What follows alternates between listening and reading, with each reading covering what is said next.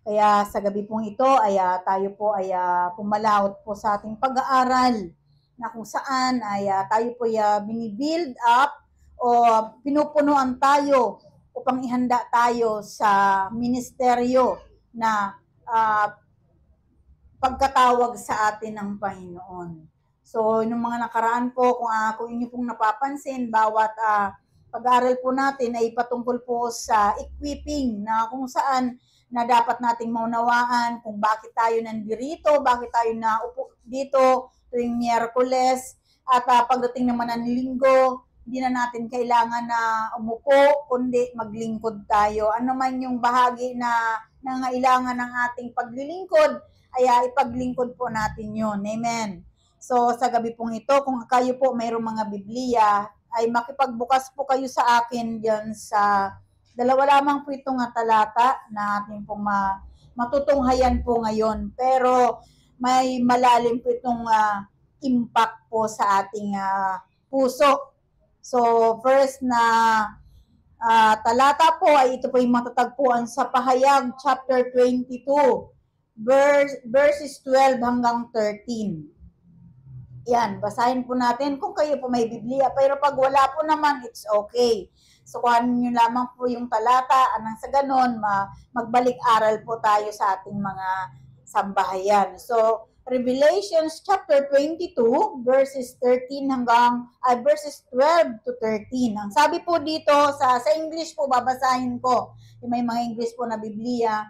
Behold, I am coming soon. My reward is with me, and I will give to everyone according to what he has done. I am the Alpha and the Omega, the first and the last, the beginning and the end.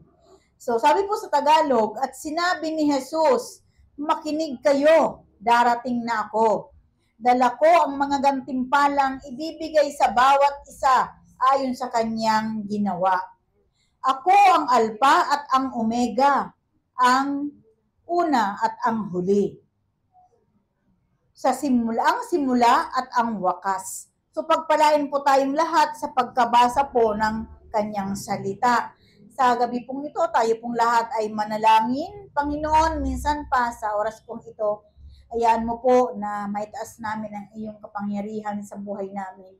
Lord, kung paano nga pong sinasabi mo sa amin na kami ay patuloy na magpapahayag ng mga bagay na kapuri-puri, mabubuti na nagmumula sa iyo, Panginoon. Sa gabing ito, Diyos, nawa ay mapaluguran ka namin sa aming pakikinig at inaalay po namin sa iyo ang aming mga buhay. Linisin mo po kami ng banal na dugo, yung aming paningin, pandinig, yung aming labi, lahat na bahagi ng aming mga katawan na mayroong kakayanan na magbigay kaluguran sa iyong dakilang pangalan, O Diyos. Inaalay po namin ito sa iyo upang mabangong samyo, haing buhay na handog para sa iyo, Panginoon. Ang aming mga buhay, Panginoon, sa gabing ito ay binudulog namin sa iyo. Ikaw ang siyang patuloy na mahayag sa buhay na ito. In Jesus' name we pray. Amen. Palakpakan nga po natin ang ating Diyos na buhay. Praise God.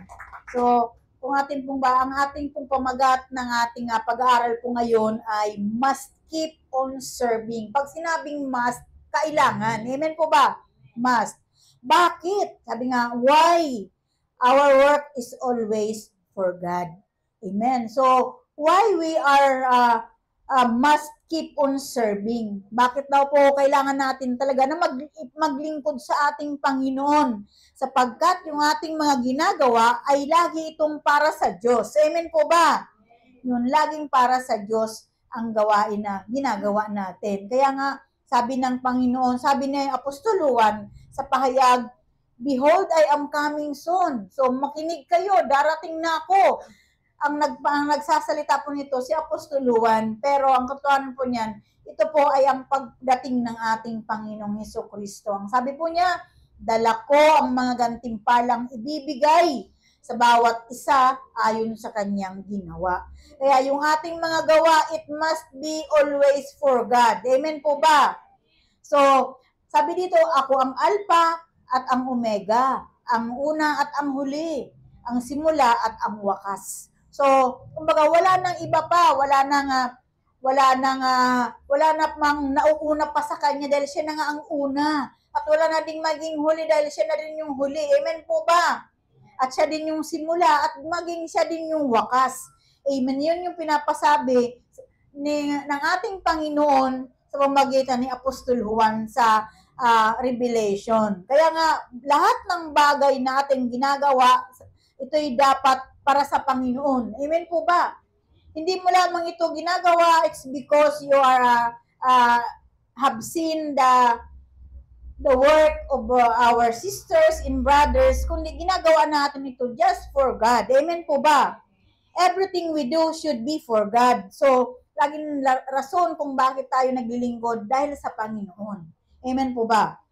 Give our best in all we do. So, sabi nga, kung ang lahat ng ginagawa natin ay palaging para sa Diyos, ibigay na natin yung pinaka-the best na magagawa natin. Amen po. God will reward us for all the work that is done for Him. So, lagi nating tatandaan. Minsan, sinasabi natin, hindi naman nakatingin sina pastor, so hindi na ako gagawa. Lagi po nating tatandaan. Ang Panginoon ang unang-una na nakakakita sa mga ginagawa natin. Kaya nga sabi nga, siya yung magbibigay sa atin ng gantimpala sa lahat nating mga ginagawa para sa Kanya. Kaya sabi nga, di ba, yung ginagawa natin, hayag man o lihim, ay talagang ibubunyag ng Panginoon.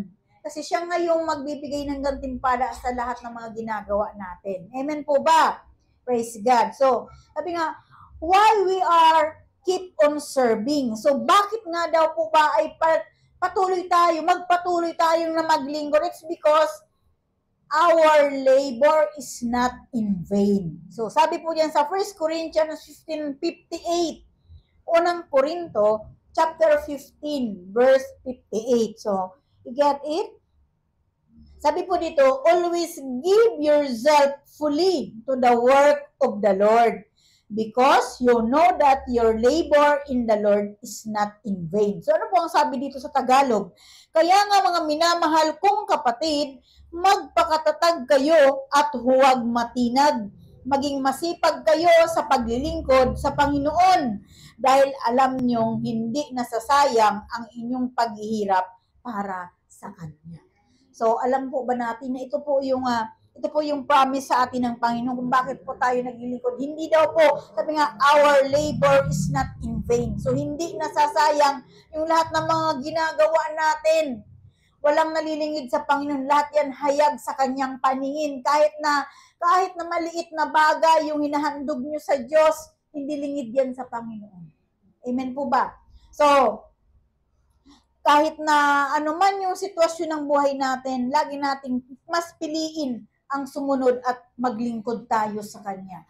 We must not allow ourselves to be discouraged and do not ever stop from serving God. So wag po nating pahintulutan yung ating mga sarili na magkaroon tayo ng pag-alinlangan. Yung madi-discourage tayo, di ba? May nagsabi lang sa'yo, ay, ano ka na pala ngayon, paano yan? Di ba? Kalimitan kasi lalo na sa mga Bisaya, di ba? Si Pastor Bisaya, si Tatay Bisaya yan. Ay paano ba yan? O, ano na yan? Bye. Born again ka na pala ngayon. Di ba? Naranasan pa natin yung ganon. Sabi nga, wag po tayong ma-discourage at wag tayong tumigil sa paglilingkod sa Panginoon.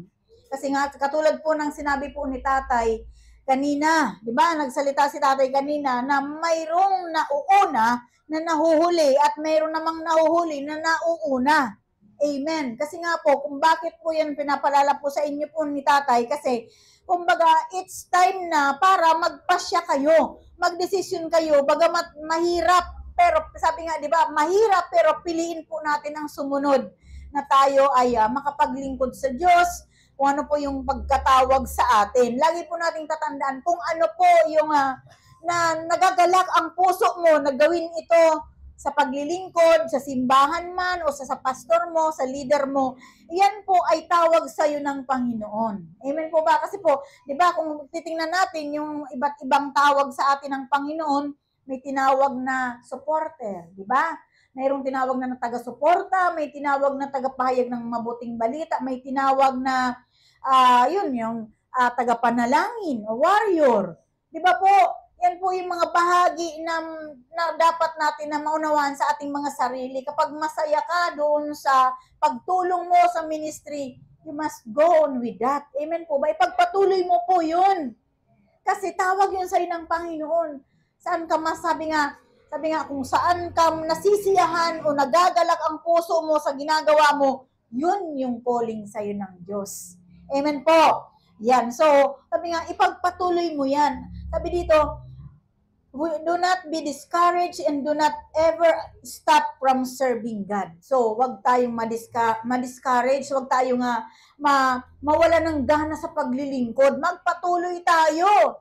Amen. Kasi, ano yung matatanggap natin na gantimpala when He comes? Amen po ba? Kapag dumating na ang Panginoon, nasa Kanya yung mga gantimpala na nakalaan. May allotment na yon bawat isa. Mayroon kay Sister Dulce, kay Sister Nelly. Amen, totoo po yan. Kasi sabi nga, nasa Kanya, dala-dala niya ang gantimpala at ibibigay niya yun lahat sa bawat isa ayon sa ating mga ginawa. Amen po ba? Kaya paano kung wala kang ginagawa? Amen po ba? So, sabi, di ba, evaluate natin yung ating mga sarili. So, tama po yun na binibigyan kayo ng karunungan ng Panginoon na na-realize mo, o nga, dapat hindi na ako taga-upo, sabi ng kapatid natin. Totoo naman kasi sa katotohanan, nauna na siya, tapos marami nang sumunod. So, ang nangyari, nung lagi siyang nakaupo, mayroong mga nahuli sa kanya na nauna. Amen po. So, alam niyo po ba, we must be thankful pa rin sa Panginoon kasi binibigyan kayo ng realidad ng buhay niyo na dapat hindi ka na umuupo, ikaw ay nagagamit na ng Diyos. Amen. Whatever yan. So, minsan, alam niyo po ba, pag linggo, di ba, mayroon na nagsisenyas tayo ng 4 o 5. Ibig sabihin yan, kapag nakikita nyo, halimbawa na kulang pa yung mga tumatakbo na manggagawa papuntang loob, abay, sundan nyo na rin. Amen po ba? Yan. So kasi isang pagilingkod yan. Isang pagilingkod na kung saan, di ba, nakikita nyo na marami kang nakakasalamuhang tao. Marami mga kapatiran na nakakakita sa mga ginagawa nyo. Amen. So sa ibang church, wala yung ganun. Na after ng altar call ay mayroong mga dalaga ng Diyos na nakabiste o nakabihis na nag-serve ng food or drink, di ba? So, pagigihan po natin dahil lahat ng iyan, sabi nga, our labor for God is not meaningless. Ibig sabihin, hindi ito napapawalang kabuluhan. Lahat na ginagawa natin. Lagi nating tatandaan sa ginagawa mo, huwag mong sabihin, ay, hindi na nga ako gagawa. Ay, hindi naman kasi nakikita ni nanay yan eh. Hindi totoo yan. Higit sa lahat, kita yan ng Panginoon. Amen. At huwag mong isipin na nasa amin ni tatay yung gantimpala sa inyo. Amen. Kung mayroon man kaming gantimpala sa inyo, ito na yung tinuturuan kayo para maunawaan nyo para dun sa kung anong gantimpala yung matatanggap nyo. Ang Panginoon lamang ang nagmamay-ari ng maging gantimpala ng bawat isa sa atin. Kami ni tatay may nakalaan na gantimpala para sa amin, sa inyo may nakalaan din. Siyang magdadala noon. Amen po. Huwag kayong mag-alala. Hindi kayo mauubusan. Maraming gantimpala na nasa Lord ngayon na talaga nga na hinihintay lang, tinitingnan ng Panginoon kung ano yung mga ginawa natin. Amen po ba? Kaya, we must keep on serving. Yan. So, dapat nga po maging mapagpasalamat tayo sa Panginoon dahil sa opportunity na nakapaglingkod tayo. Huwag nating ituring na kabiguan yung ating pinaglilingkod sa Panginoon. Yung oras natin, bigo, yung, kumbaga parang, ay, wala naman nahalaga yan eh. Napagod lang ako. Alam niyo po ba, minsan hindi po natin may iwasan yung makadama tayo ng kapaguran. Bakit po? Kasi nasa flesh tayo. Yung laman natin may pakiramdam. Kaya napapagod tayo, pero dapat mapagpasalamat tayo sa Panginoon kasi may opportunity tayo na nakapaglingkod sa Diyos.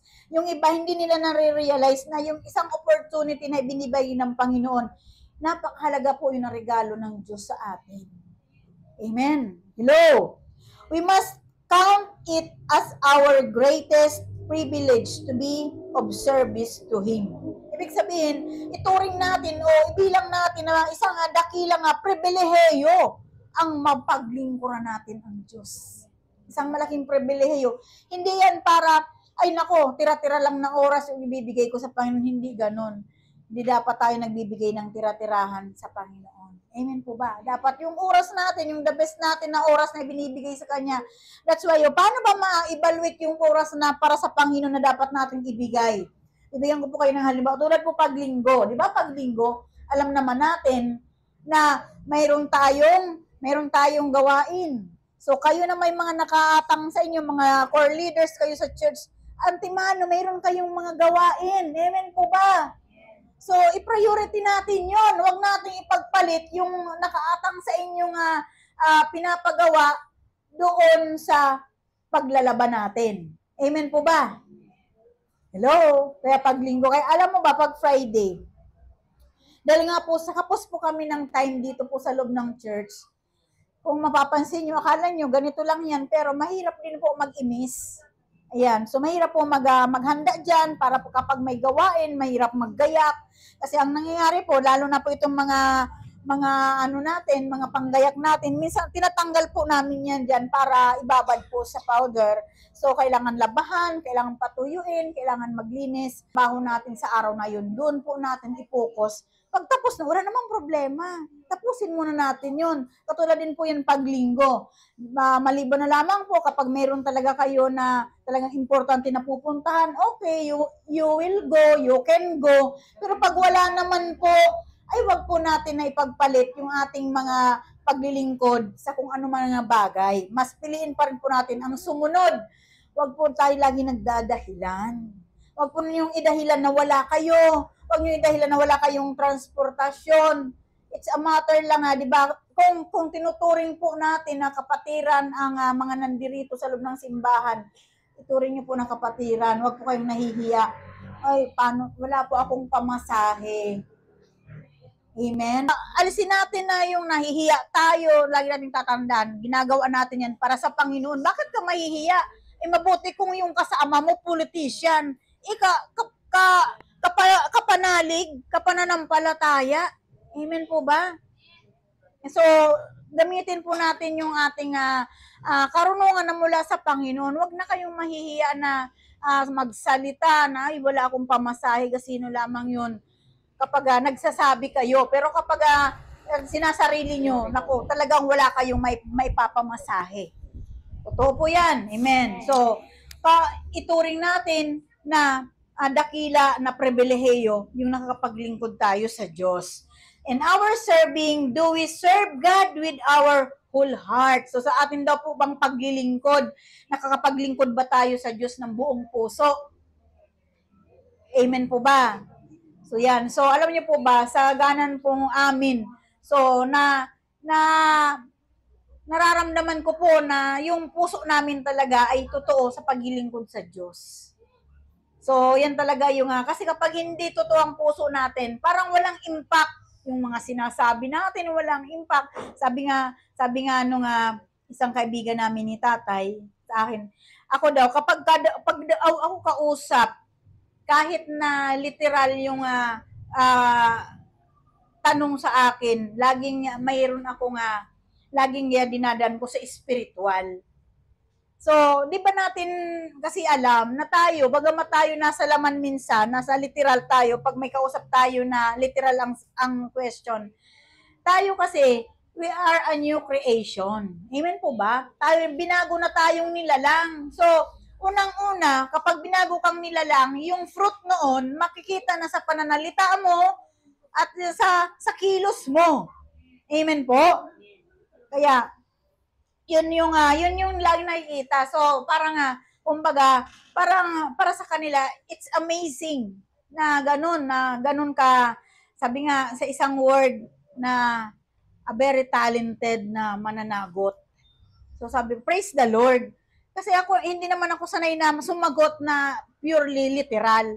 So, sabi nga, ang isang bagay, para naunawaan ng kausap mo, mananampalataya man o hindi, kailangan na may dalawa kang kapahayagan, may dalawang pagpapaliwanag spiritually and literally para nauunawaan, para hindi naman naliligaw yung katabi mo. Kasi kapag puro ka literal, parang ay hindi pa ito totoong bagong nilalang. Amen po ba? So, dapat maunawaan yan. Kayo ng mga leader, mahalaga po yan sa inyong mga pagkatao. Amen po ba? Hindi yung pag nandyan, pag ang kasama natin ay makasanlibutan na rin tayo. Amen po ba? Praise God. So, dapat hindi na po tayo ganun. Do we look for the applause of God more than the applause of men? Yes or no? Yan. So, ang tanong dito, kung tayo daw ba ay nakaabang doon sa papuri mula sa Diyos o papuri ng tao. Yan. So, first and foremost, we must look up for the applause from God. So, ang Diyos, yung kasabi nga, sabi, di ba, sabi dun sa Juan, kapag si Jesus nung sinabi na napaluguran siya ng mga tao at napaluguran niya ang kanyang ama. At kinalugdan din siya ng kanyang ama. Amen. Sabi nga, kung napapaluguran natin si Lord, ibig sabihin, mapapaluguran din tayo ng Panginoon. Amen. So tayo muna, hanapin muna natin yung kaluguran na may bibigay natin sa Panginoon. We must serve with gladness. Are we faithful in all we are doing? So ito yung sinasabi na, tapat po ba tayo sa lahat nating mga ginagawa? Yan, tapat po ba tayo doon? So wala ba doon na pagsisisi sa mga ginagawa natin? Are we committed to our relationship with God more than our service to Him? Ito yung sinasabi. Ano ibig sabihin nito? Committed daw po ba tayo sa relasyon natin sa Diyos na mas higit pa sa ating paglilingkod sa Kanya? Unang-una po kasi, meron po kasi na hindi nila na-evaluate yung kanilang sarili. Ito yung sinasabi na, busy ka sa kaharian. Yung ating ginagalawan, yung mga cell group na yung pinupuntahan, that is the kingdom of God. Pero, mas higit sa lahat, yung relasyon natin sa Diyos, na una natin siyang kakausapin bago tayo humayo, si Lord muna yung kakausapin mo. Amen po ba? Bago kayo mag-submit muna kayo sa Panginoon. Amen po ba? Yan yung sinasabi na yung iba, busy sila sa kaharian pero hindi sila busy kay Lord. Kaya minsan, nagkakamali doon sila ng interpretasyon na akala nila okay na. Alam niyo po, number 1, lagi pinapaalala, kapag hindi ka nagdi-devotion, kulang ang prayer life mo. Amen po. Kapag wala kang devotion, yun po kasi yung pakipag-usap ng Diyos sa atin. Ibig sabihin, hindi ka busy sa Kanya. Nakaka-relate ba kayo? Mga devotion natin, hello. Mga devotion dyan, yung wala pa mag-umpisa na. Yan, so, maano na po kayo, ma-offend na po kayo kung gusto nyong ma-offend. Kasi lagi natin minsan busy nga tayo doon sa nakakarating na nga tayo kung saan-saan. Pero, yung devotion natin, hindi naman napupunuan. Amen? Hello?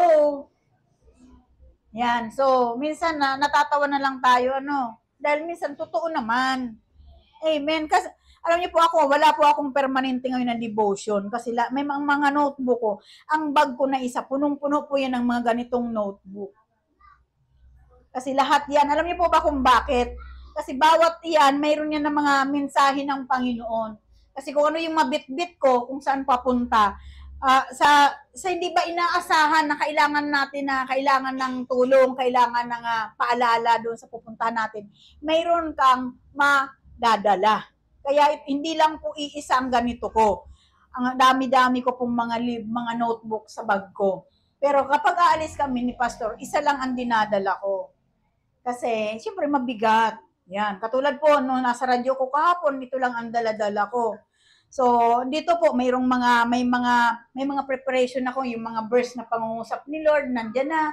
What if, kung tatanungin ako, ano ba yung pinamumuhayan kong verse sa Biblia? O ano ba yung maging kalakasan? Yung maibibigay ko dun sa tao na humihingi ng payo. Kaya meron po ako niyan.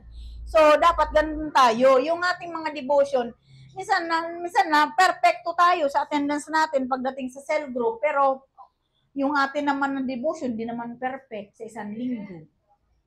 Tama ba? Isang hallelujah nga. Amen. Praise the Lord. Napakabuti ng Diyos. So, yung iba naman dyan, as in minsan na kalahating buwan na hindi pa nagpapacheck ng devotion nila. Yung mga nagdi-devotion na mga 2 weeks na, maaga nyo po ibigay sa akin yung mga devotion nyo. Kasi po, kapag binigay nyo sa akin na patayo na ako, hindi ko na po yan maubos. Kaka-check. Hindi ko na ma-check yung iba. Katulad ngayon, naubos na yung mga devotion nyo, na-check ko na po. Yung iba, ang lalayo na ng mga pagitan. Mga kalahating buwan na. Amen. Hello. Kasi pag ganyan na maramihan na, hindi ko na lahat yan naiisa-isa. Di ba minsan masarap basahin yung mga pangungusap sa inyo ng Panginoon? Kasi mensahe yan ni Lord eh. Si Lord yung kausap nyo doon. Kaya na, ako man din, nagagalak ako kasi, ay, ang taong ito, ang sipag naman makausap si Lord. Kaya na, pero kapag 2 weeks na yan, kalahating buwan na yan, siyempre minamadali ko na para maubos ko yung mga devotion nyo. Amen po ba? Amen. Kaya sa susunod po, you'll see to it na pag linggo nga, may nagpapacheck ng devotion. So, minsan nga, narinig ko nga ang ating tatay, sabi, di ba, Miyerkules lang dapat kayo nagpapacheck ng devotion kasi nakikita niya siguro, lalo na kapag ako ginagamit ng Lord, kumbaga yung time. Pero okay lang yun. Basta mayroon akong pagkakataon na makapag-check, i-check ko yun. Amen po ba? So, pagdidisiplina yan sa atin. Pag sinabing, tuwing Miyerkules na magpapacheck kayo, pacheck kayo. Yan. Kung halimbawa, absent kayo ng Miyerkules, dalhin nyo pag linggo.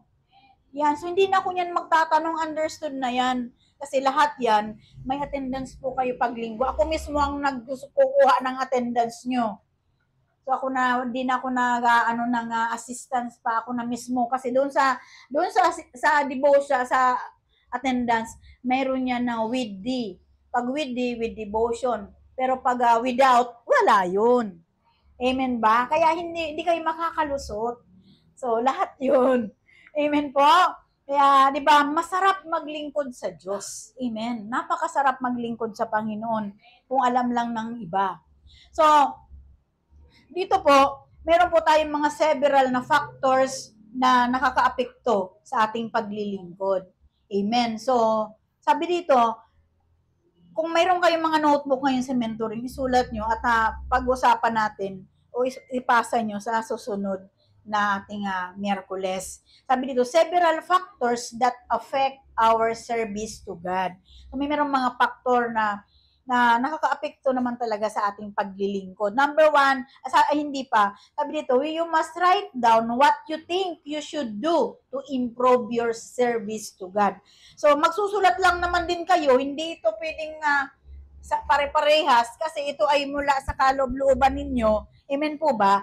Isulat po daw natin kung ano yung naisip nyo na gusto nyong gawin na mapa-improve pa yung paglilingkod nyo sa Panginoon. Amen po ba? So una, number 1, dito kayo magsusulat.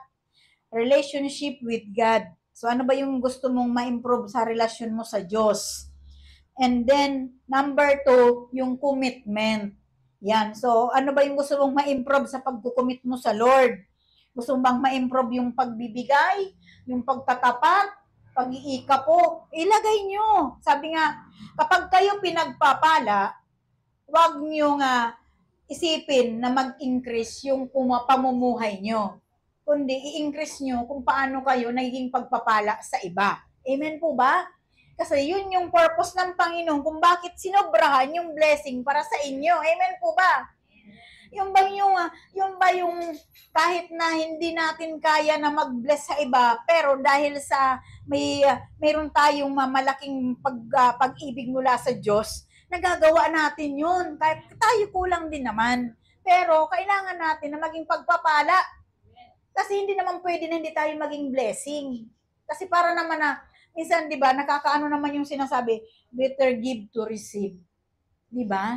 Kaya sa anumang bagay, yung mga malimit magbigay, binabalik po namin yan sa iba nating mga kapatiran. So, hindi man namin na ibabalik sa mga nagbigay talaga, pero doon sa iba nating kapatiran na nararamdaman namin yung kanilang pangangailangan, ibinabalik namin yun.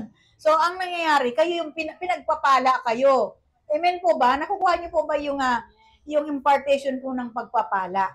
So, kaya yun doon sa mga commitment natin, isipin nyo kung sa ano pa yung gustong ma-improve para sa inyo. Then, number 3, faithfulness to the task. Yung katapatan sa pinagagawa sa atin ng Diyos. And number 4, competence or skills needed to accomplish the task. Yung kakayahan. Yung, di ba, bawat isa sa atin may kakayahan. Ano ba yung gusto mong ma-improve sa kakayahan na binigay sa iyo ng Panginoon para makapaglingkod ka ng maigi? Nakukuha po ba? Yan. So, yun po, 4 po yan. Diyan nyo po isusulat yung mga naisip nyo na gusto nyong ma-improve sa paglilingkod nyo sa Diyos. 4 lang po. Relationship with God, commitment, faithfulness to the task, and competence or skills needed to accomplish the task. Yan. So, salamat po sa Panginoon sa gabi pong ito. Nawa po ay mayroon po tayong natutunan, bagamat po payak o maigsi lamang ito, pero mayroon po itong impact sa ating buhay paglilingkod sa Panginoon. Mayroon po ba tayong naunawaan? Amen. So tayo po ay mag-pray sa ating pong pagtatapos. Lord, sa oras po na ito, maraming salamat for the opportunity na binigay mo po sa amin. Sa kabila po ng maiksik po yung aming inaral ngayong gabing ito. Dadalawa po na talata, pero alam namin na sa 2 talata na yon may malaking kahulugan ito sa buhay namin na dapat namin na i-look forward sa iyo, Panginoon, na ipaglilingkod namin sa iyo sa buhay na ito. Salamat po, Diyos, sa buhay ng bawat pamilya na naririto ngayon. Salamat po sa kanilang mga presence, sa kanilang attendance, Lord, na dumalo sa pag-aaral na ito. Dalangin ko po, Panginoon, patuloy sila na lumawak ang kanilang pag-unawa sa kung paano maglingkod sa iyo, Panginoon, at maglingkod sa kapwa. Patuloy mo kami ng Panginoon na palakasin, patatagin, bigkisin mo kami ng iyong pag-ibig. Sapagkat aanin naman namin ang maglingkod kami ng maglingkod kung wala naman na pag-ibig na nagmumula sa iyo. Lord, patuloy kang magpala sa amin ng kalakasan, magpala ng kagalingan, lalo sa mga kapatid namin na wala dito, Panginoon. Stretch out your powerful hand na sila man din ay hipuin mo, Panginoon, sa oras na ito upang gumaan ang kanilang mga nararamdaman. Salamat po, Ama. All glory belongs to you, O God. In Jesus' name we pray. Amen. Amen. Palapakan po natin ang ating Panginoon.